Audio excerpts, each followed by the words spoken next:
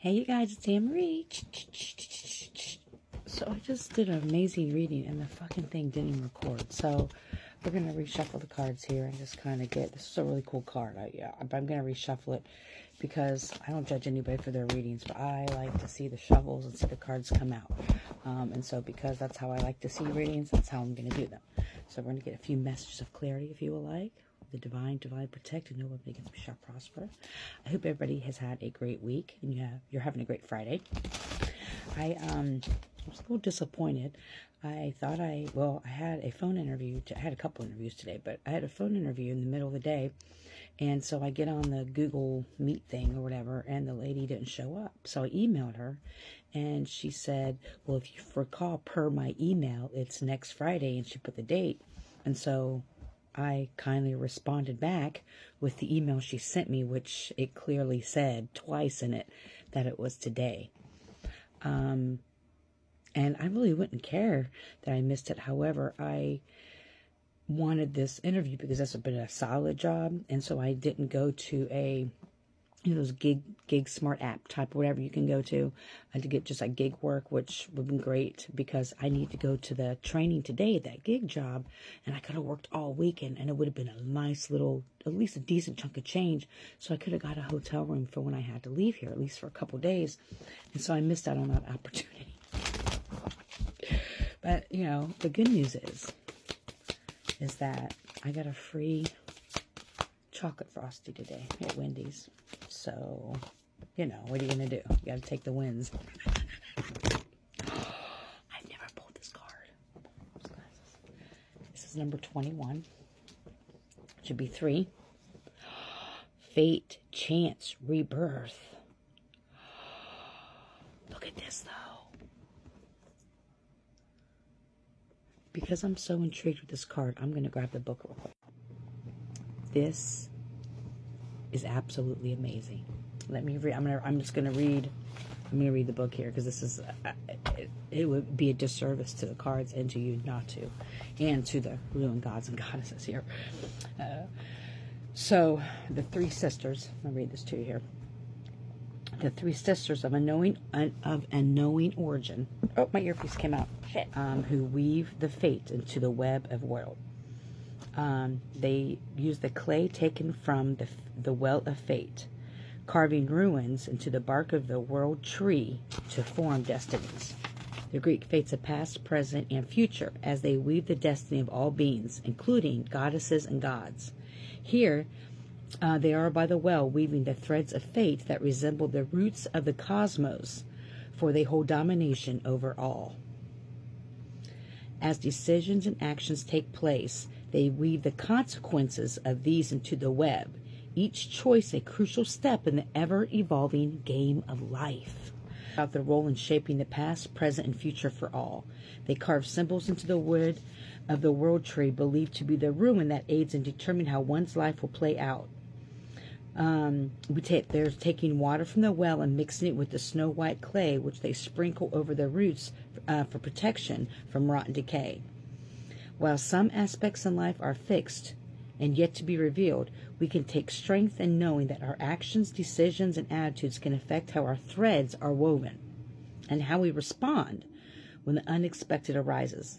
Destiny and honor are interwoven to form the great tapestry of life. It gets better. So this is the Rune of Fate, meaning dice cup. It represents the notion of chance in life and aspects that are beyond our control. It encourages us to roll the dice, to play the game of life, and to relinquish our need to control every situation. Life is the great mystery. To know all is to deny oneself the magic of surprise and free will. You have the power to forge your own destiny through honorable actions. This card encourages you to take that new opportunity that has presented itself to do something new, to step outside of the mundane and experience the blessings that life has to offer. This relates to the enjoyment of playing game of dice as warriors sit together in the banqueting hall. So you're birthing a new idea or taking a chance. So whichever you interpret that. Taking chances and enjoying the excitement of the unknown. Take some risks and don't be afraid to jump in, even if the forward way is unclear. Remind you that sometimes not knowing the future is best. It is time to take a chance and trust that they will guide you in this destiny. You may be facing a period of rebirth. If this is the case, let go of control and allow your future to unfold before you. Enjoy what life has to offer. Take the leap, step outside your comfort zone, and really play the game of life. Growth does not occur in comfort. What isn't that about?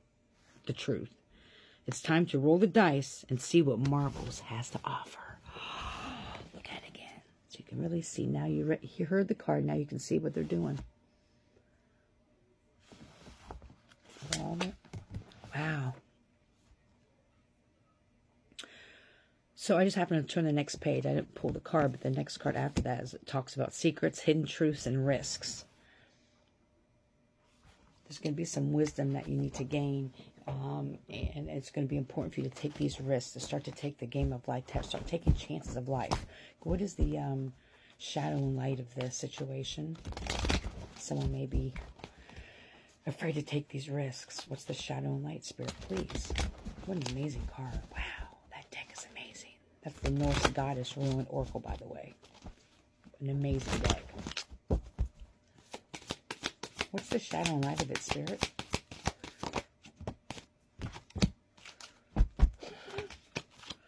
Number 27. Yeah, offended, enlightened.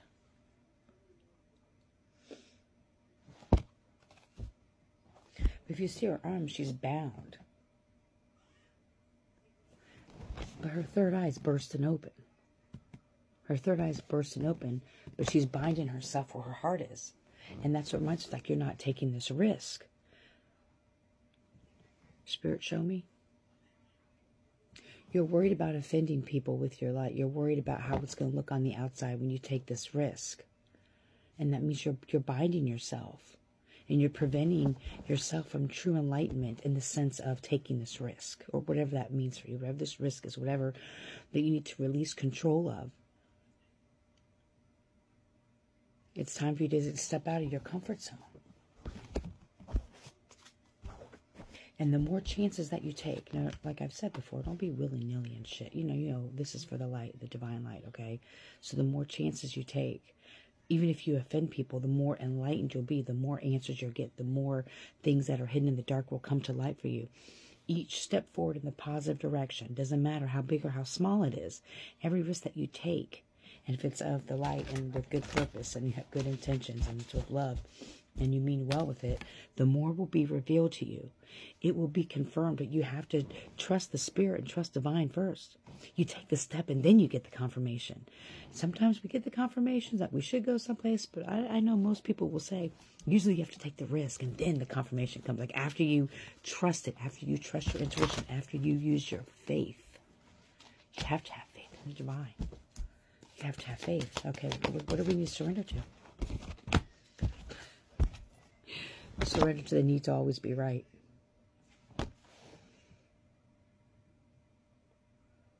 You may not know the path, but you don't always need to know. You don't always have to be right in the situation. Even if you know that you're right in a situation, save your energy. Pull your energy back from people, places, and things that you feel that you have to explain yourself or over-explain yourself to about this decision that you're going to make. If it's in your spirit, it's in your soul that you're doing the right thing, take the risk. And when I see this, you need to always be right, I'm seeing that as when you have opposing forces, like you have to over-explain yourself. That's how I'm interpreting this card. And we're out of time. Galaxy says, I hope you're healthy and happy, full of joy.